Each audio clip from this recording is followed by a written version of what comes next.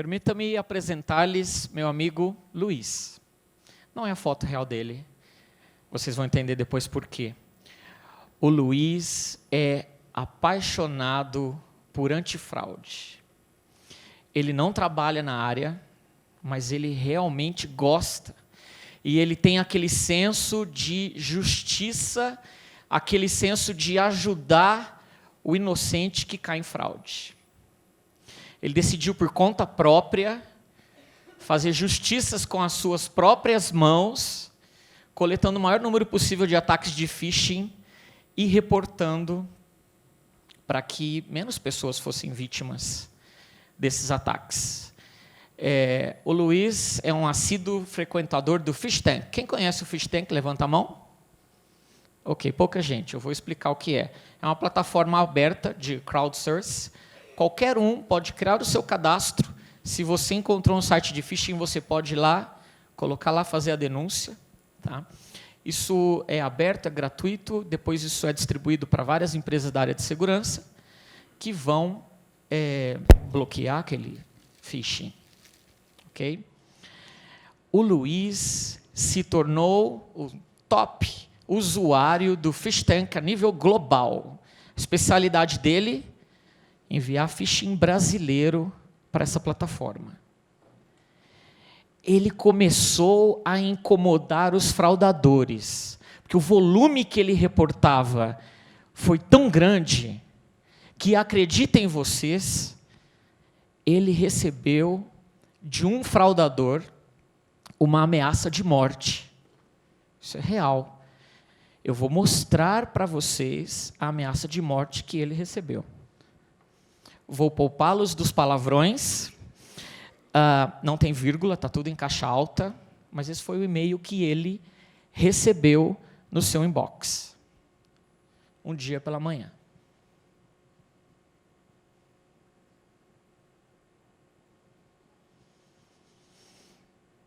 Como você reagiria se você recebesse um e-mail desse de um fraudador? Sabem a pior parte? Eu tirei. A pior parte era que logo abaixo tinha nome, endereço, telefone, os dados reais dele. Ou seja, quem enviou esse e-mail sabia onde ele morava. Isso é real. Como você reagiria no seu trabalho de antifraude se isso acontecesse com você? Aconteceu com ele, e ele sequer trabalhava na área. Muito bem. Conversando esse assunto e outros com ele, veio a inspiração para o que eu vou apresentar para vocês aqui hoje. Numa conversa, ele falou assim para mim: por que a indústria da segurança da informação, a indústria da antifraude, não é proativa no bloqueio de ataques? Vocês são sempre reativos. A minha resposta para ele foi: não, claro que nós somos proativos, né? Nós usamos heurística, big data, reputação, blacklists, inteligência artificial, machine learning e qualquer outro buzzword aí do mercado que você conheça, que o marketing gosta de usar. Foi o que eu respondi para ele, né? E ele respondeu o seguinte para mim: não, a maioria das fraudes que eu encontro e que eu denuncio, ninguém detecta, ninguém bloqueia. O usuário, a vítima está exposta. Vocês são sempre reativos. E eu fui responder ele, mas eu não tinha respostas. No fundo, eu sabia que ele tinha razão. Nós éramos apenas reativos. Reagindo ao problema, reagindo à fraude já realizada. E aquilo tocou fundo em mim, como uma pessoa que não trabalha na área, mas que é apaixonada por aquilo, na tentativa de proteger usuários inocentes.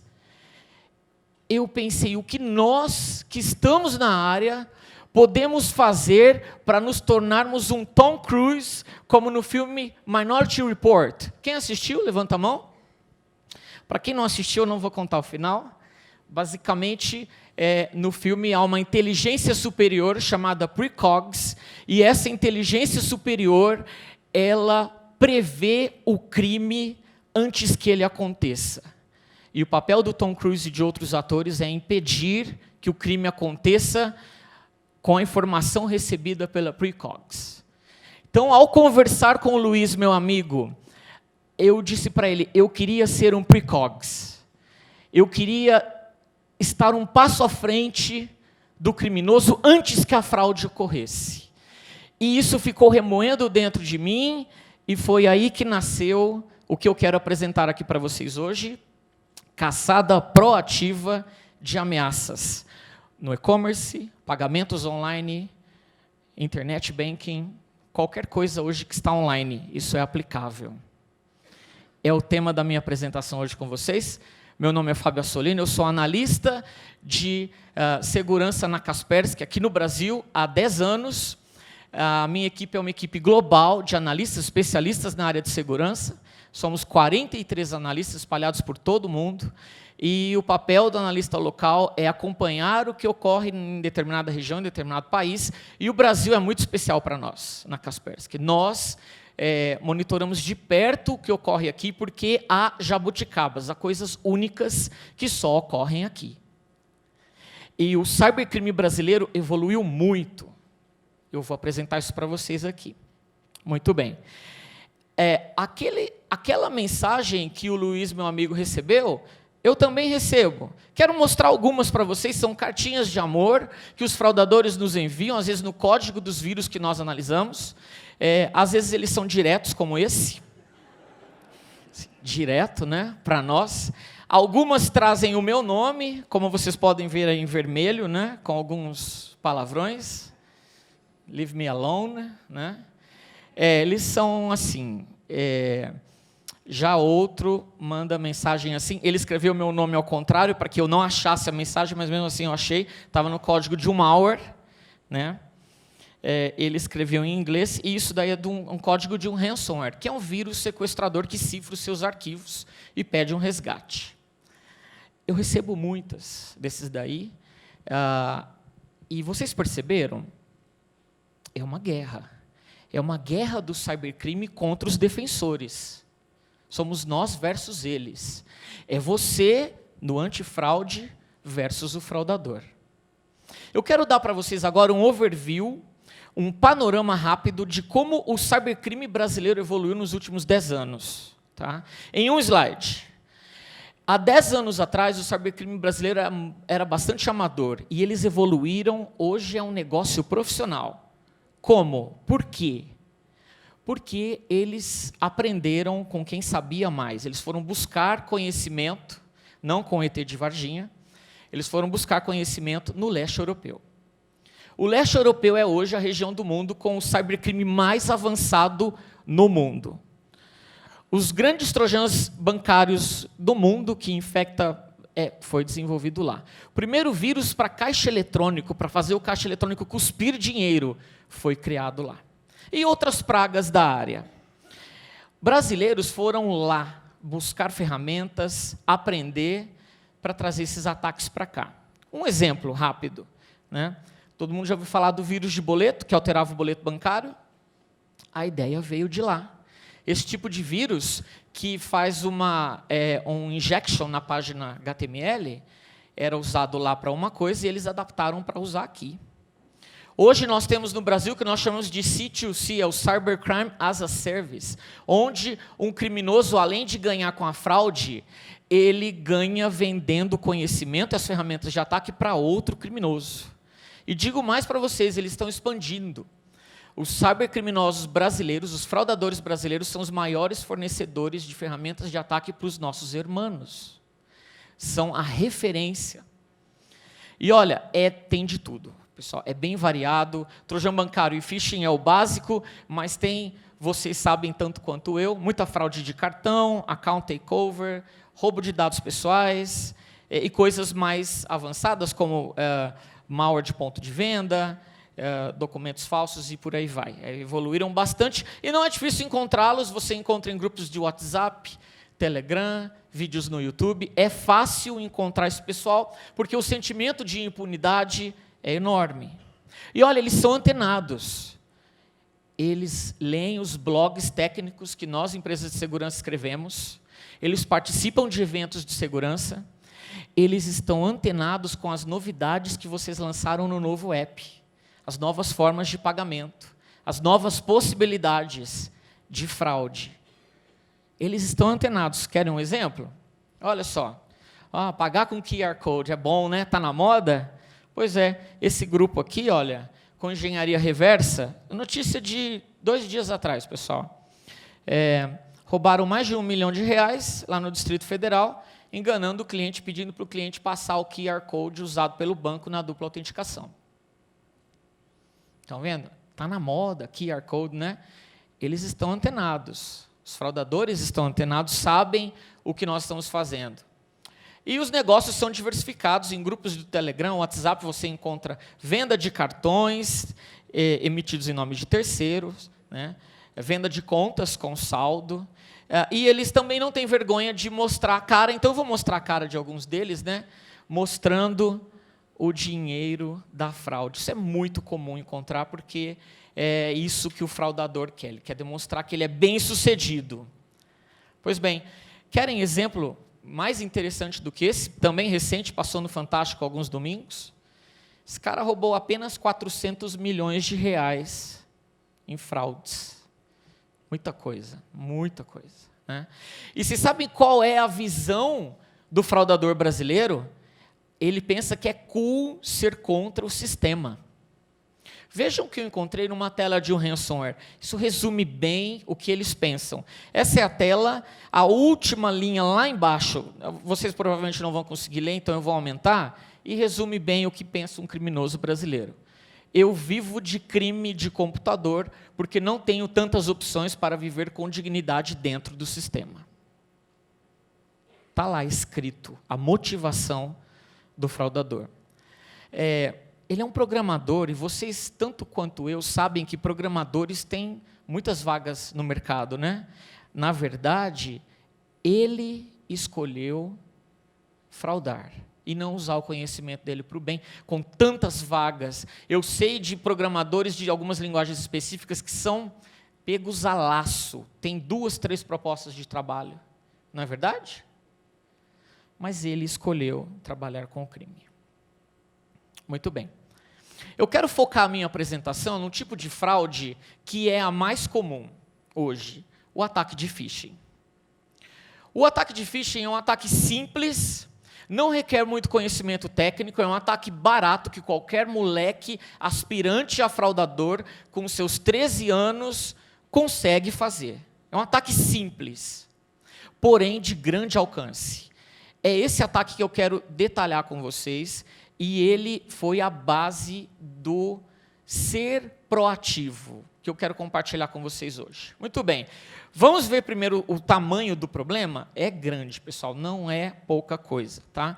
Um grande ataque, seja feito por um governo, por um grupo de fraudadores, um grupo de cybercriminosos, ele começa com o phishing, tá? Uma pesquisa de uma empresa da área de segurança diz que 91% dos cyberataques começam com ataque de phishing. Querem ver um exemplo? Um ataque de phishing foi o responsável pela invasão do Partido Democrata nos Estados Unidos, onde eles conseguiram, a partir de um ataque de phishing contra um membro do partido, ter acesso aos servidores e arquivos do Partido Democrata nos Estados Unidos. Assim, um grande ataque começa com o phishing e um ataque de fraude também começa com phishing. Tá? Um grande filósofo no Twitter, não sei se vocês conhecem, o The Krug, ele afirmou isso: dê ao homem um zero day, que é uma falha de software, né? E ele vai ter acesso por um dia, mas ensine um homem a pescar ou fazer ataques de phishing, e ele vai ter acesso por toda a vida. É isso. O bom fraudador sabe fazer um ataque de phishing. Pois bem, somos campeões no futebol e também nos ataques de phishing. Há vários anos o Brasil é o país mais afetado por esse tipo de fraude a nível global. Infelizmente. 30,9% dos brasileiros já, de acordo com as nossas estatísticas, já sofreram ataques de phishing. Eu tenho números duros para mostrar para vocês, né? Grandes números. No ano passado, nós detectamos e bloqueamos mais de 58 milhões de ataques de phishing só no Brasil.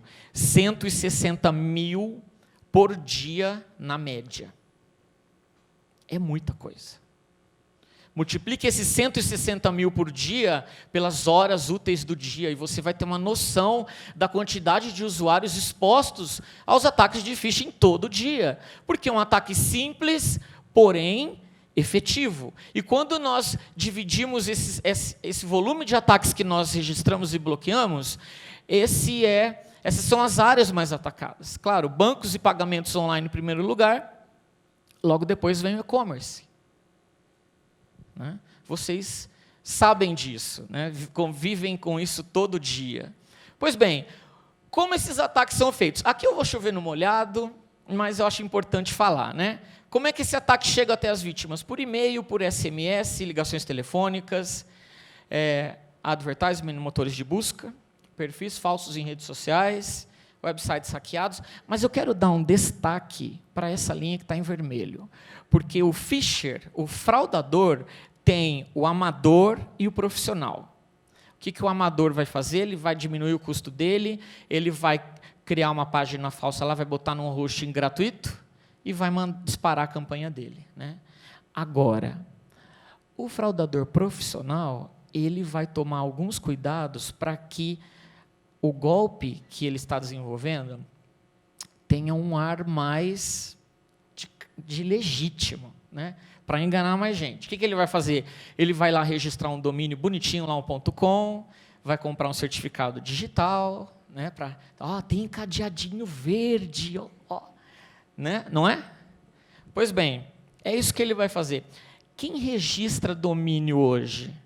Além do dono da própria marca, curiosos, domain squatters, pessoal que quer dinheiro, né? Registra antes lá da empresa, não é verdade? Mas o fraudador também registra. É o que esse pessoal faz. Então, é esse cara que eu quero. É o fraudador profissional. É o cara que sabe o que está fazendo, faz aquele ataque bem feito e envia SMS como esses, às vezes enviados a partir de números curtos. O phishing enviado por SMS hoje é muito grande. É o que chega hoje. Tenho certeza que no seu fim de semana você já recebeu um desses, né? Enviado por um número curto, um domínio lá .mob.com, né? Esse é o fraudador hoje. Pois bem, é esse cara que eu quero. O cara preparado, que não é amador e que atinge as massas. Eu quero estar à frente desse cara. Como?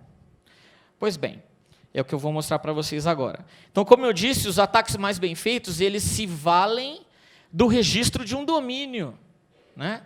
Usando lá um nome parecido ou um nome similar à marca que ele quer fraudar.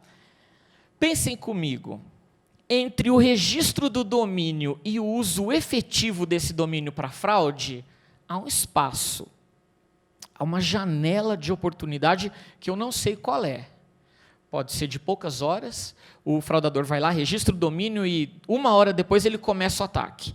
Pode ser de alguns dias, podem ser de meses. Na minha experiência, eu tenho visto o seguinte, o fraudador, ele registra uma série de domínios, uns 10, 15, 20, 30, e ele vai usando vai queimando esses domínios nas campanhas, né, um a um. Quando termina, ele vai lá e registra mais um lote. Pois bem, entre o registro e o uso do domínio, há uma oportunidade. Por que não usar essa oportunidade ao nosso favor? Com essa ideia em mente, nós começamos a monitorar, então, um exemplo aqui, olha, um domínio applecustomerhelp.com, registrado aí por iTech Solution, né? E eles registraram 215 outros domínios de internet, olha só. Não foi a Apple que registrou. Vocês estão entendendo? Simples, não?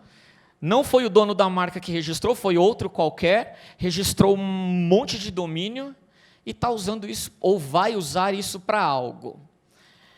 É aqui que nasceu a ideia do estar à frente do criminoso. Em 2014, nós começamos um experimento gigante. Nós começamos a monitorar todos os novos domínios de internet registrados no mundo. Vocês não têm ideia do volume. É gigantesco o povo que registra domínio. E aí tem de tudo, né? Tem o registro legítimo, que as empresas fazem, tem os domain squirters, que querem dinheiro, tem o curioso e tem o fraudador. Bom, para limitar um pouco a coisa, nós começamos com o mercado financeiro, monitorando esses nomes de empresas do setor financeiro de atuação na América Latina, né? Nomes que todo mundo aí conhece que está no mercado, né? Começamos a monitorar. E olha o que nós começamos a encontrar, pessoal, olha só. O senhor Luiz Regalado registrou lá o nome de um domínio lá do México, né, um .com. O senhor Bruno de Lacho registrou lá um domínio, lá usando o nome de um outro banco.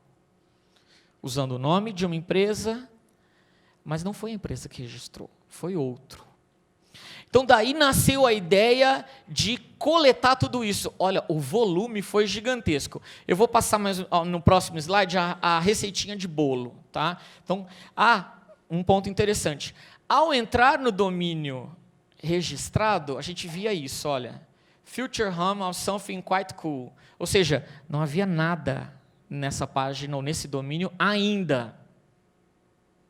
Pois bem, receitinho, o que nós fizemos? Então, Big Data, um monte de dados, criamos uma ideia de reputação de domínios, usando Machine Learning para aprender, porque você tem várias exceções aí no meio, né, para fazer isso. Pegamos todos os domínios registrados em 24 horas, guardamos o ruiz de todos esses domínios, só para explicar, ruiz é a informação de quem registrou aquele domínio. Tá? Depois vocês vão entender que esse ruiz não está mais disponível hoje. Tá? Começamos a fazer correlação. Quem registrou? Está lá o e-mail de quem registrou. Mas esse cara que registrou esse domínio, ele tem outros. Começamos a fazer essa correlação. Tá? Começamos a filtrar. Foram usados e-mails gratuitos, Hotmail e outros da vida. Algum dado inválido no ruiz, como Hotmail com Y. Né? O domínio é fresquinho? Tem quantos dias de vida? Né? Onde o domínio está hospedado? Qual a reputação desse provedor? Né? E aí começamos a ir além. Né? Aquele domínio suspeito, onde ele está hospedado, mas quantos domínios tem lá? E nesses outros domínios, tem mais alguém lá interessante? Soma tudo isso e lista o que você encontra. Então, foi aí que nasceu a ideia que, com essa lista, né, de domínios coletados com esses filtros, nós começamos a chegar em coisas muito, muito interessantes. E eu quero mostrar para vocês agora alguns resultados. Tá? Antes que alguém pergunte, como é que eu posso obter uma lista de todos os domínios registrados na internet? Esse site aqui, gratuito, dailychanges.com, oferece isso para vocês. Tá? Separado por registers, você tem lá, onde você vai ter a lista do dia de novos domínios registrados na internet. Olha que legal. Tem alguma limitação, mas já é um começo para quem quer começar a brincar com isso. Pois bem, antes de mostrar os resultados, uma coisa importante. Tem o problema do typo squating, que é aquele nome da marca, mas que muda uma letra, e aí o negócio se expande tanto que são milhares de combinações de PayPal com I, PayPal com 2 Ls, né? Muitos, né? Para chegar em todas as combinações possíveis, nós usamos esse lindo programinha chamado Harry. Ele usa a distância de Levenshtein para calcular o typo squating, ou seja, todas as variantes possíveis de um domínio. Tá? E aí, gente, a coisa foi aumentando. Por quê? Dá para adicionar também, e isso é comum entre os fraudadores profissionais, os domínios que compraram certificado digital, querem lá colocar um SSL na página. Pois bem, o Certificate Transparency, né, todas as empresas que emitem certificado digital têm isso público, aberto, para você saber qual domínio de internet comprou um certificado digital. Está lá. E aí nós começamos a buscar essa informação também, ou seja, o Big Data ficou gigante. E aí, claro, nós tivemos que automatizar todo esse processo, e aí nós chegamos num ponto crucial e difícil, que foi o seguinte, que isso o brasileiro entende, mas quem não é o brasileiro não entende. que é o seguinte, começaram a me questionar assim, por que você vai bloquear esse domínio? Não tem nada lá. Né, que, mesmo você explicando todas as evidências, né, quem não tem aquele jogo de cintura, né, não vai entender. E aí chega no momento que você tem que falar assim, ó, confia em mim, agora não tem nada, mas dentro de algum tempo que eu não sei, terá. E esse algo será malicioso, será uma página de phishing, será uma página maliciosa. Por quê? Porque o brasileiro tem esse jogo de cintura, mas quem está fora do Brasil não entende que um domínio recadastresuaconta.com é no mínimo suspeito. Ok? Vocês concordam comigo? Né? É no mínimo suspeito. Né? E se está usando um nome, então, de uma empresa de e-commerce, de uma instituição financeira, pior ainda. Pois bem, e aí nós começamos, então, a fazer o que eu chamo de shoot first, ask later. Vamos atirar primeiro e perguntar depois. Passou naquelas ideias, no filtro, né? Cheguei numa lista gigantesca de domínios, vamos bloquear, vamos colocar esses caras no blacklist e vamos ver o resultado. Olha, excelentes resultados, mais de 100 mil domínios de phishing bloqueados com antecipação. Tá? A taxa de falso positivo no começo era alta, hoje é bem menos de 1%. Por quê? Porque são necessários ajustes. Né? O machine learning funciona, mas antes do machine learning funcionar, um ser humano tem que ensinar o machine learning a diferenciar de caixa banco para caixa de papelão. Você precisa ensinar isso para ele, né? Para o machine learning funcionar. Permita-me mostrar para vocês alguns resultados super interessantes, que para mim foi a prova de que isso funciona. Então, olha só, primeiro resultado. reidasOfertas2.com.br. Checando lá o Ruiz, os dados eram bem suspeitos, né? Bloqueado 20 de fevereiro. O fraudador começou a usar o domínio para fraude no dia 7 de março. Olha, quando ele começou, já estava bloqueado. Nossos clientes já estavam protegidos.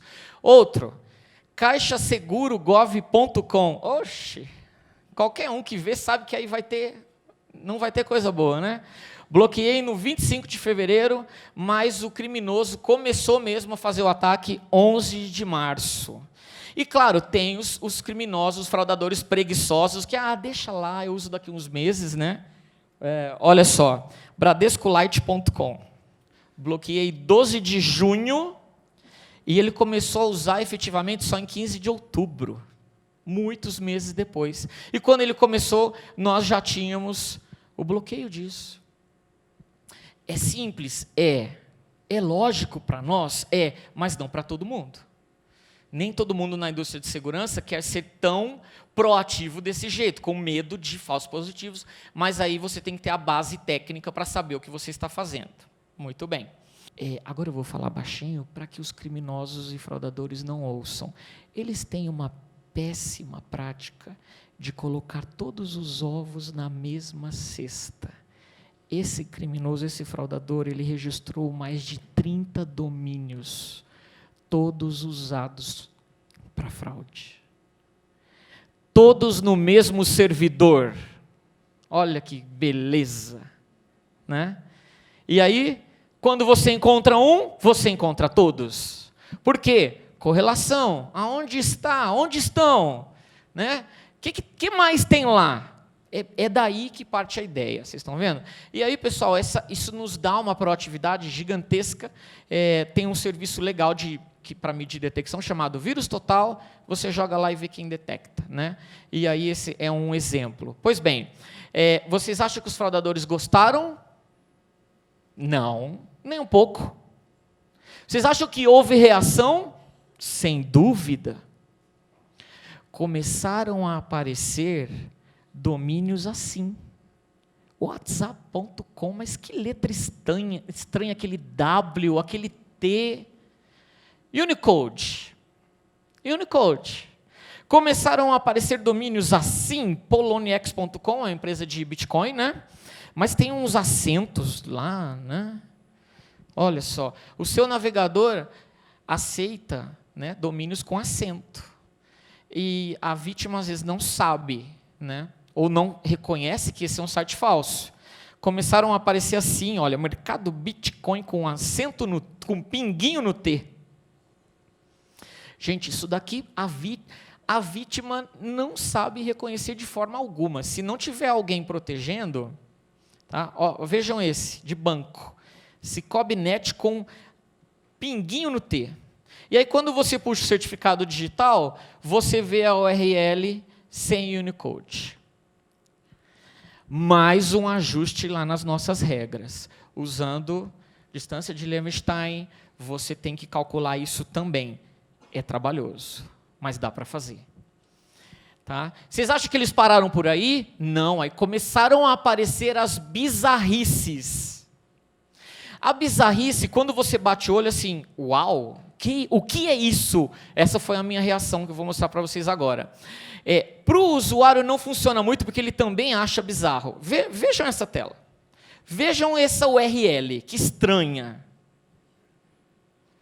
Tem 2 pontos, não tem ponto .com. Vocês já viram isso? Gente, isso funciona. Isso é a bizarrice. Nós estamos no momento de transição do IPv4 para o IPv6. Acabaram os números IPs. Né? Quem é um pouco mais técnico aí do Scovabit vai lembrar, isso parece um endereço de IPv6, né? Tem 2 pontos, né?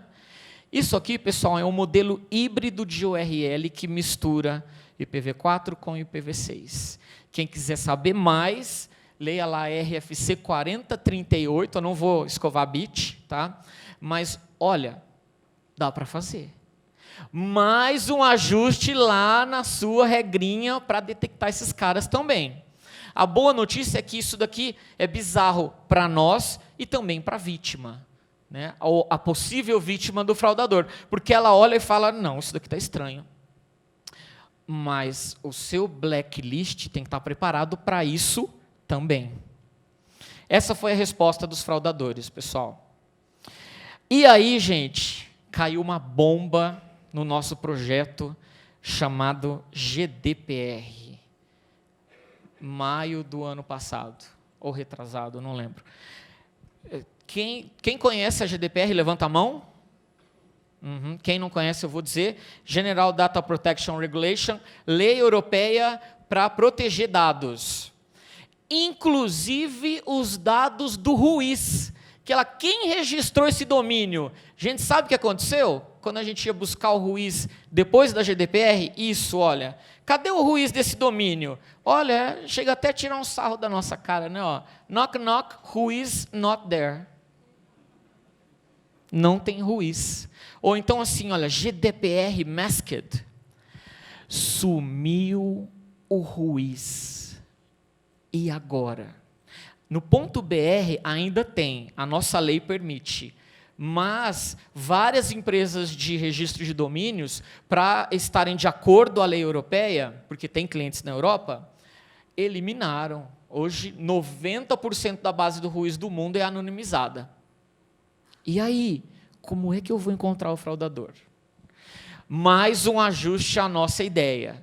Nós começamos a usar o DNS passivo para encontrar coisas suspeitas. Tá? Eu não vou entrar muito a fundo no assunto, porque eu não vou ter tempo, mas eu quero mostrar só um exemplo para vocês, bem prático, tá bom? Bem prático, para vocês entenderem como funciona o DNS passivo. Gente, isso é threat hunting, é puro. Tá?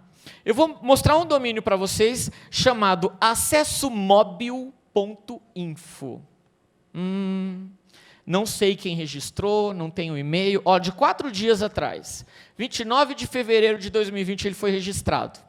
E aí, quem registrou? Foi o zezinho@hotmail.com? Não sei. Haverá algo malicioso aí? Eu tenho pouquíssimas evidências. Pouquíssimas. Tá? Baseado na minha experiência com domínios.info, nós bloqueamos. Só que aí, assim, esse aqui está pendente para eu esperar uma evidência maior, né? Quem me deu a evidência maior? O DNS passivo. Quando o domínio é registrado, para que ele esteja acessível, tem que ter um DNS lá configurado, né? E quando o criminoso começa a configurar isso, os rastros começam a aparecer. Usando essa ferramenta aqui, que me permite fazer consultas com DNS passivo, eu vi que o dono do domínio registrou um subdomínio com esse nome que está aqui embaixo. Pronto. É a evidência que faltava e que eu precisava para saber que esse domínio será usado para fraude bancária, fraude de e-commerce, fraude do que você quiser. E ele já estava bloqueado. Então, somado lá a receitinha, nós precisamos abandonar a ideia do Ruiz e adotar o DNS passivo para obter mais evidências para poder fazer um bloqueio com antecipação. Para terminar, pessoal, eu quero trazer algumas coisas para vocês, como analista de segurança que acompanha esse mundo do cybercrime há muitos anos, tá? E quero compartilhar com vocês. Alguns são desejos pessoais, outros são recomendações minhas, tá? Eu sei que tem pessoas aqui que têm o poder de decidir, e isso é o que eu quero trazer para vocês como encerramento, tá bom? Primeiro, não adote segurança por obscuridade. Se há uma brecha de segurança na sua plataforma, no seu app, no seu site, essa brecha... ninguém vai achar, ninguém vai ver isso daqui, está oculto. Não seja ingênuo, não menospreze o fraudador brasileiro. Nós costumamos falar que nenhuma empresa de antifraude decente tem uma solução decente se ela não passar pelo crivo Brasil. Ela tem que testar aqui o que ela desenvolve, porque aqui o negócio é sério. Não é fraudador meia boca, não. Aqui é fraudador profissional. Então, sua solução é boa, você tem que testar ela aqui, no Brasil. O fraudador brasileiro é inteligente, ele vai achar essa fraude. Não se vala da obscuridade, porque eles vão encontrar. E aí, você vai ter uma bomba na mão. Abandone processos inseguros. Eu vou nomear um que eu odeio, o SMS. É barato para você enviar OTP para o seu usuário, para fazer recuperação de contas, é barato, mas quem fica com o ônus é o usuário. Porque com a onda de ataques de SIM swap que nós estamos tendo no Brasil, o número de vítimas, de pessoas que tiveram seus serviços financeiros, até mesmo acesso ao aplicativo, né, de fintechs ou de e-commerce, tiveram um account takeover feito por SMS, porque aquela senha linda de recuperação foi enviada por SMS e o número foi comprometido. Abandone o que é inseguro. Faça esse favor para o seu usuário. Cuide da sua marca. Monitore tudo o que for possível, gente. Domínio, e-mail, rede social. Se você não está naquela rede social nova, que é modinha agora, se você não está lá monitorando, o fraudador vai estar lá. Ele vai criar um perfil falso com o seu nome e vai começar a pegar dados dos seus clientes. Tá? Esteja lá. Não ignore nada. Esteja em todas as redes. Monitore tudo. Tá? Shoot first, ask later. Eu tenho um domínio aqui que, olha, é suspeito, mas eu não sei. Funciona.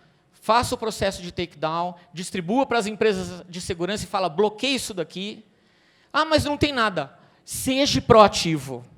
Seja um precogs lá do filme.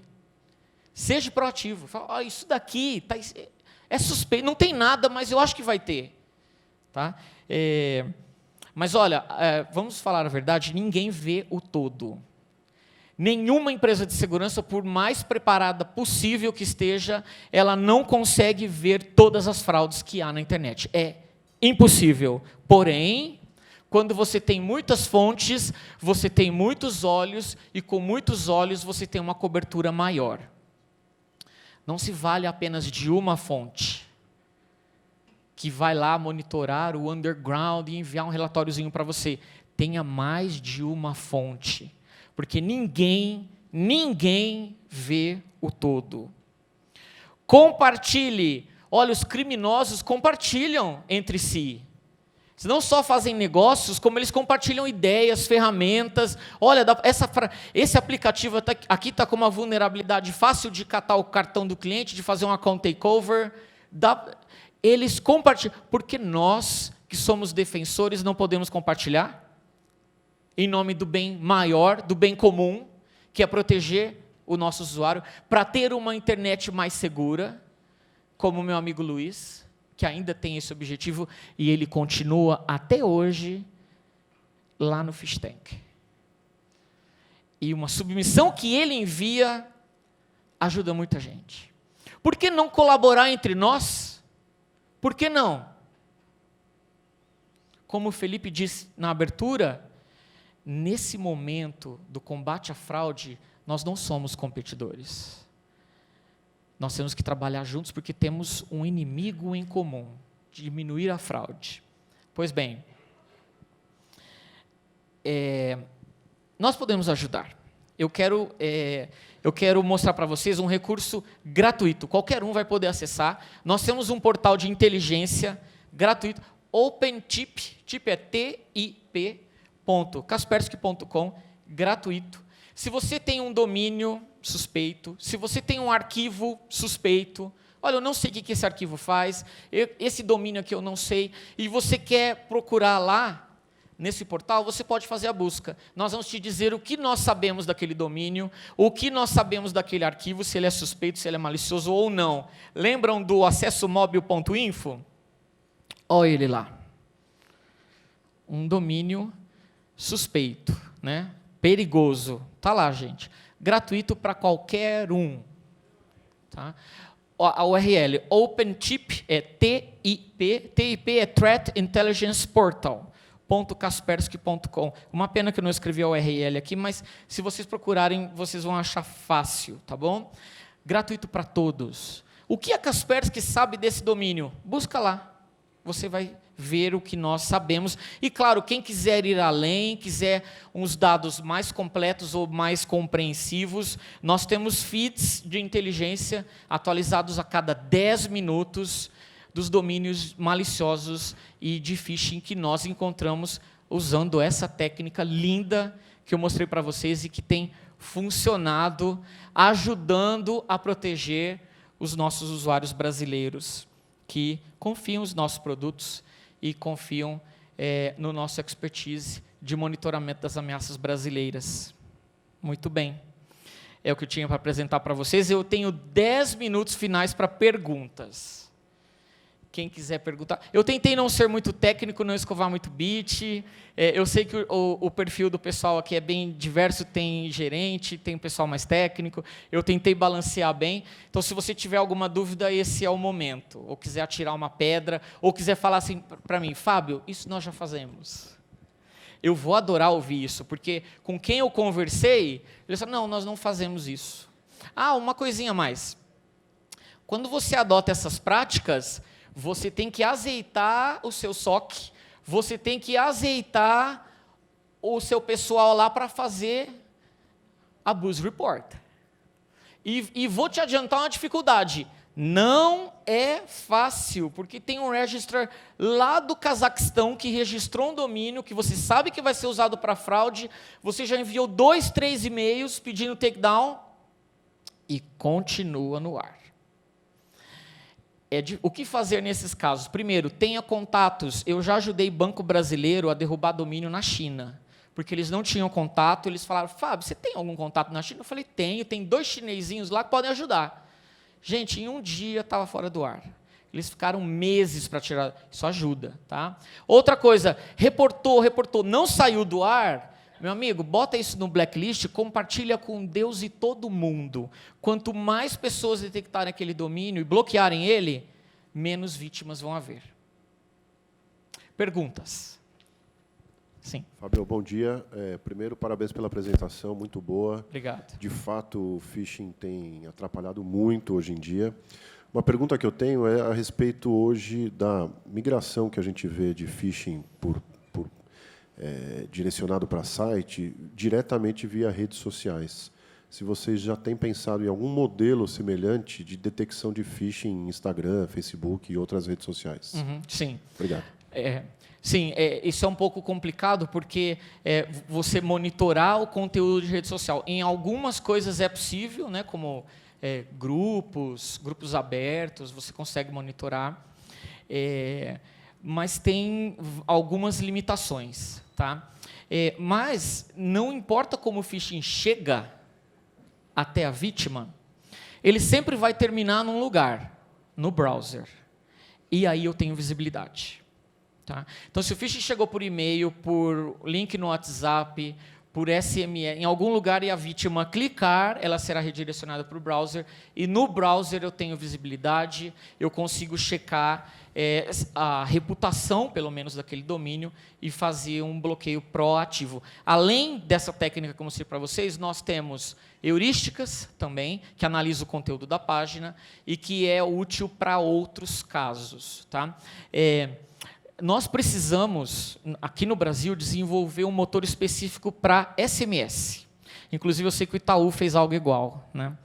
Porque muito phishing por SMS, e aí nós criamos vários honeypots de SMS para coletar esse conteúdo, e foi algo também bem legal que ajudou a aumentar a nossa visibilidade. Rede social é um desafio, mas quando ela termina no browser, eu tenho visibilidade. Tá? Mais perguntas? Tudo bem. A gente já se falou um pouco, sou o Denis da HostGator, então você falou que a gente ia gostar da apresentação, a gente adorou, obrigado. Eu tenho 2 perguntas e um complemento para a sua apresentação. Por favor. Tá. Os fraudadores já perceberam que aquela página que, quando eles registram a URL e a página padrão do provedor, aqui está a HostGator, é uma página em branco, eles já perceberam que a gente usa isso para saber se colocar no arquivo malicioso ou não. Sim. Quando você olha o HT-Access desses caras, tem regras assim, assessor da China abre uma página, assessor, já tem um monte de coisa lá dentro, mas a página que mostra é aquela. Sim. Então, a gente acabou aprendendo isso. Já vimos isso também, porque nós passamos pela seguinte situação, né? Olha, esse domínio é malicioso e tem uma página falsa da empresa tal. E aí alguém fala assim para mim, fora do Brasil, não tem nada. Está vazio. Falar, meu amigo, estão filtrando você. Né? Isso é uma técnica velha e que ainda funciona. Usam bastante. Aí eu tenho uma pergunta, se a gente tem alguma forma de consultar via API, porque eles registram domínios. A gente usa basicamente todas essas técnicas com coisas que a gente desenvolveu internamente. Né? Se a gente tivesse uma API, na hora do registro do domínio no nosso provedor, que a gente conseguisse consultar e você já dá uma score. Isso daí é uma tendência de ser phishing ou não, coisa assim. Sim, nós temos. Mas aí, infelizmente, não está disponível nessa versão gratuita.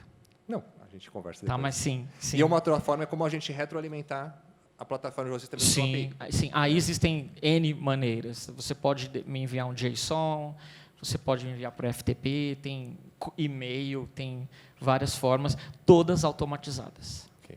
Obrigado, Fábio. Obrigado. Mais perguntas? Assustei vocês? Aqui de cima tem gente com uma cara assim, assustado. Gente, é a realidade do threat hunting, desculpa. De repente você tem uma posição mais gerencial, você não vê esses pepinos que o pessoal da segurança resolve, é isso que a gente pega todo dia. Desculpa se eu assustei vocês. É a nossa realidade. Mais perguntas? Não? Eu queria agradecer imensamente a atenção de vocês. Muito obrigado, pessoal.